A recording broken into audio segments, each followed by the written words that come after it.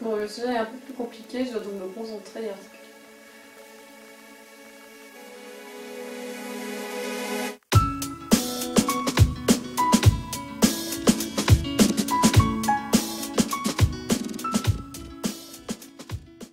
Bonsoir, on se retrouve aujourd'hui dans un flash info sur l'anthropomorphisme. Je ne sais même pas si vous avez déjà... Enfin, il y a beaucoup de gens qui n'ont jamais même entendu ce mot. Alors, je vais commencer par le définir simplement. L'anthropomorphisme, c'est le fait de prêter des sentiments, ou des émotions, des attitudes, des comportements humains à un animal ou à un objet. Chose qu'on fait tout le temps, et moi la première. C'est pas du tout une vidéo pour vous dire c'est pas bien de faire ça, c'est pour vous expliquer ce que c'est quand même toujours bien d'en avoir conscience. À l'extrême, on retrouve des gens qui habillent leurs chiens et qui, en plus de les habiller, assortissent leurs chiens à leurs vêtements.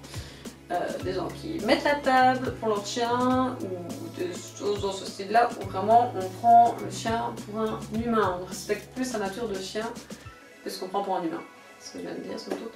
Donc, dans la vie de tous les jours, on va prêter à notre chien des sentiments humains. La jalousie, la vengeance et surtout la culpabilité. Je vais utiliser la culpabilité aujourd'hui pour bien vous expliquer ce que c'est l'anthropomorphisme. Alors, petit exemple d'anthropomorphisme. Je rentre chez moi. Je vais prendre un cas réel qui m'arrive de temps en temps. Je rentre chez moi. Je vois que Whisky a déchiqueté un coussin. Merci Whisky, c'est un coussin que je venais d'acheter. Je me sens énervée. Et ça se voit, ça se sent. Même si vous essayez de le cacher, le chien va le sentir. Dans la tête du chien, qu'est-ce qui s'est passé pendant qu'il déchiquetait le coussin? Oh, un coussin. Il sent le neuf. Je vais regarder ce que c'est. Tiens, un fil qui dépasse. Je retire dessus. Oh, mais quand je tire dessus, il y en a un autre qui vient. Je retire dessus. Oh, un trou. Bah tiens, mais qu'est-ce qu'il y a dans le coussin? Ouh, ça a l'air rigolo tout ça. Bref, le chien se retrouve à éparpiller exactement tout ce qu'il y a dans le coussin, dans votre salon. Celui-là, on adore. Et donc là, qu'est-ce que je viens de faire en vous expliquant le point de vue du chien de l'anthropomorphisme? Qu'est-ce que je me mets à la place du chien? Je suis pas un chien, je suis un humain, donc c'est l'anthropomorphisme. Bref, vous allez me comprendre après. Vous allez rentrer à l'appartement. Votre chien a donc déchiqueté votre coussin. Ça vous énerve. Et votre chien vient près de vous en faisant oh, vous savez, les oreilles plaquées en arrière, les yeux remplis de larmes et la tête un petit peu penchée sur le côté. Pardon, c'est pas fait exprès. Je fais super bien sauf.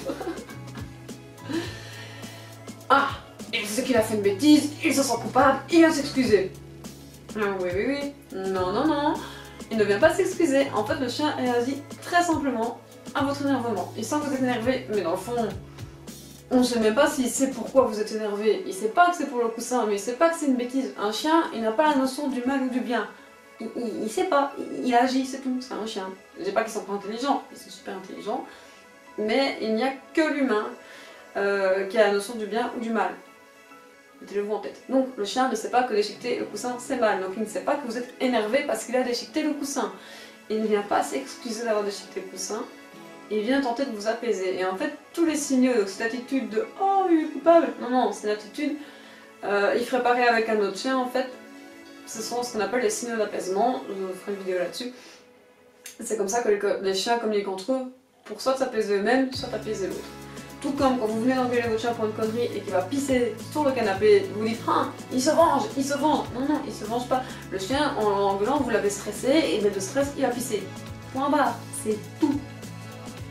Si vous avez donc compris ce que je viens d'expliquer, l'anthropomorphisme, c'est penser que le chien se sent coupable alors qu'il ne se sent pas coupable. Puisque la culpabilité, c'est un sentiment humain, puisque pour se sentir coupable, il faut connaître le bien et le mal, ce que le chien ne connaît pas. L'anthropomorphisme, pourquoi je vous en parle? Parce qu'il y a des dangers. Le premier danger, il est physique pour le chien. Un chien peut être à tel point stressé que vous l'engueuliez, qu'il peut par exemple, même si c'est pas lui qui a déchiqueté le journal ou déchiqueté le coussin ou déchiqueté la poubelle, avaler, donc bouffer le coussin ou les morceaux, tout ce que vous voulez, les preuves de la bêtise. Je mets des guillemets parce que là on est bien dans l'anthropomorphisme de nouveau, parce que bêtise c'est un concept humain. Humain, chien, pas pareil.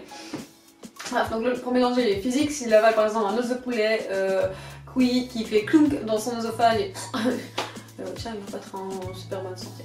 Ça c'est le premier danger. Et le deuxième danger, problème dirais-je, c'est que vous pouvez faire souffrir votre animal en même temps dans une relation qui n'est pas juste. C'est-à-dire que vous considérez votre chien comme un chien humain, donc vous êtes dans une relation intra-espèce, Tandis que l'idéal, ce serait d'être dans une relation interespèce, humain-chien.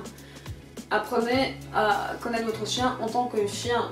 Ils sont intelligents, ils ressentent des choses, mais ils ne communiquent pas comme nous. Les signaux que vous pouvez interpréter d'une certaine manière, ça se trouve, ils veulent pas du tout dire ça. Donc vraiment, informez-vous, vous biaisez peut-être complètement la relation, peut-être que vous engueulez votre animal parce que juste lui ne comprend pas ce que vous lui dites.